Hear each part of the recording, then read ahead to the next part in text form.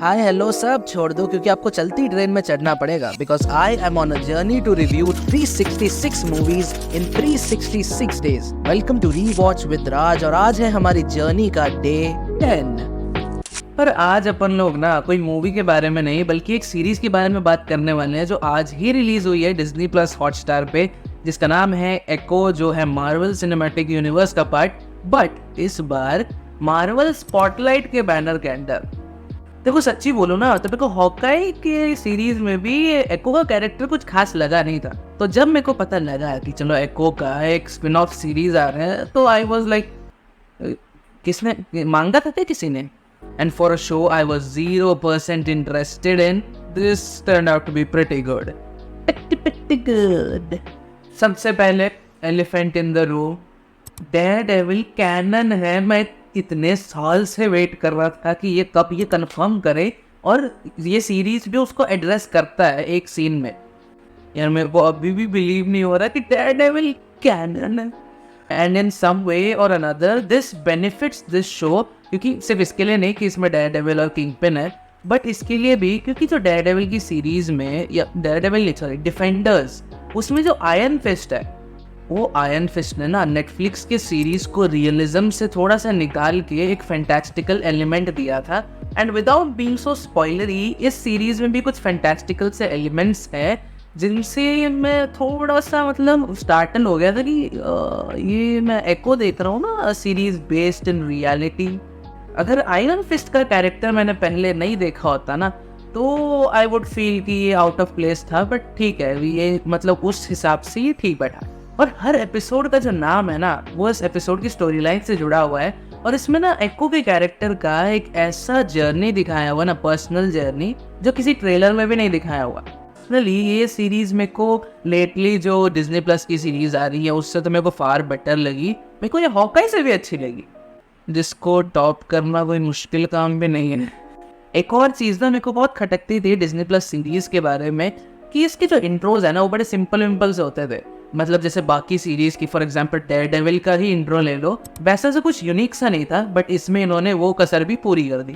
अब बात करें स्टोरी लाइन की, तो जहाँ पे एको और किंगपिन का रिलेशन खत्म हुआ था हॉकाई के एंड में जब उसने किंगपिन को गोली मार दी थी, ये स्टोरी उसकी आगे की कहानी बताती है। एक तो मार्वल वालों ने सबसे बेस्ट काम किया है, सारे एपिसोड एक ही बार में ड्रॉप करके। बिकॉज आई डू फील अगर इसको ज़्यादा खींच देते हैं ना जैसे वीकली बेसिस पे, तो ये उतना उसका चार्म वर्क नहीं करता। ऑनेस्टली स्पीकिंग ये बिंज वॉच टाइप वाली सीरीज है, क्योंकि 5 तो एपिसोड है और ज़्यादा से ज़्यादा 40-50 मिनट का है। फिनाले तो भाई 34 मिनट्स का है। एक चीज़ ने मेरे को ये सीरीज में सरप्राइज किया, वो थे इसके एंडियरिंग से कैरेक्टर्स जिनसे मैं इससे कनेक्ट हो गया। जो एको की फैमिली है, जो पूरा टाउन है, उससे मैं इंस्टेंटली रिलेट कर गया। और मेरा फेवरेट तो ये बंदा है, and her cousin biscuits was also quite an interesting character है उसका भी। बस बहुत हो गया अभी पॉजिटिव पॉइंट्स। अभी आते हैं थोड़े से नेगेटिव पॉइंट्स के बारे में।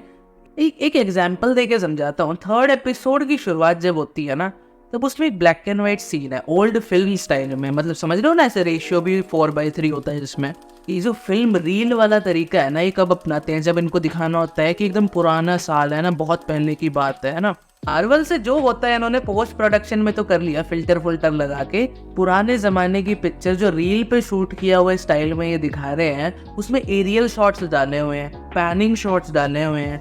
बट ये नेट पिकिंग नहीं है, पता है क्यों? क्योंकि वो जो सीन है ना वो अपने खुद के ही स्टैंड अलोन वर्ल्ड में ही फिट नहीं हो रहा था, जो है ब्लैक एंड व्हाइट जमाने का। और उसी तरह ये जो शो है ना, ये भी ना इधर का है ना उधर का है, मतलब ये बीच में फंस के रह जाता है। ना ही ये डेयरडेविल के वर्ल्ड में रूटेड होने का फुल मजा उठा पाती है और ना ही ये फैंटास्टिकल MCU का पार्ट होने का फुल मजा उठा पाती है।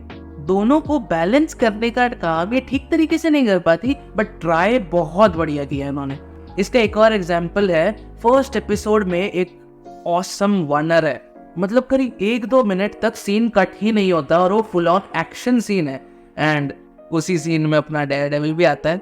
And I was kind of surprised how much they went back to the Daredevil kind of style of action. But यही बीच में आ जाता है मार्वल स्टूडियोज का CGI problem.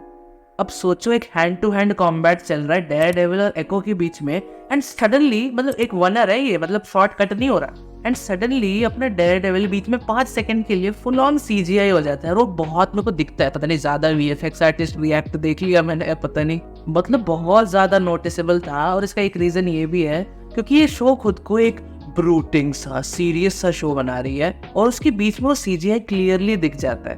And I was kind of sceptical कि जो डेयरडेविल का कैमियो है ये स्टोरी को मतलब सर्व करेगा कि नहीं, and kind of it did, so it kind of redeemed itself. और बात करते हैं एको के बाद, जिसमें सबसे मेन कैरेक्टर है मेरा one of the favourite villains, Kingpin Wilson Fisk, played by Vincent D'Onofrio, luckily better than what he did in Hawkeye.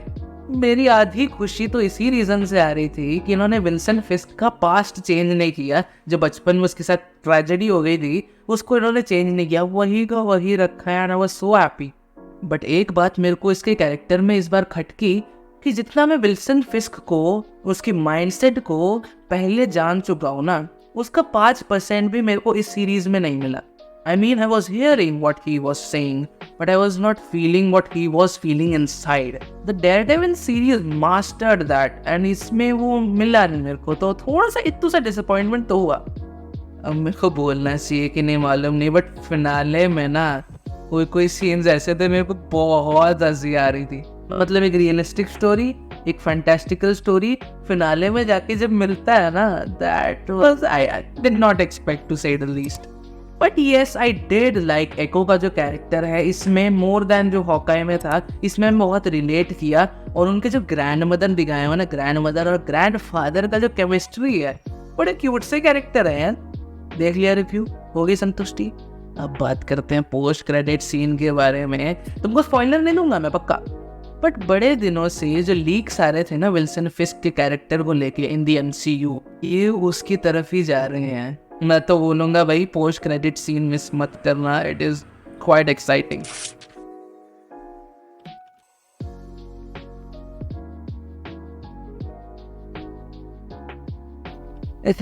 आप Marvel fans post credit scene क्यों रुके हुए हैं?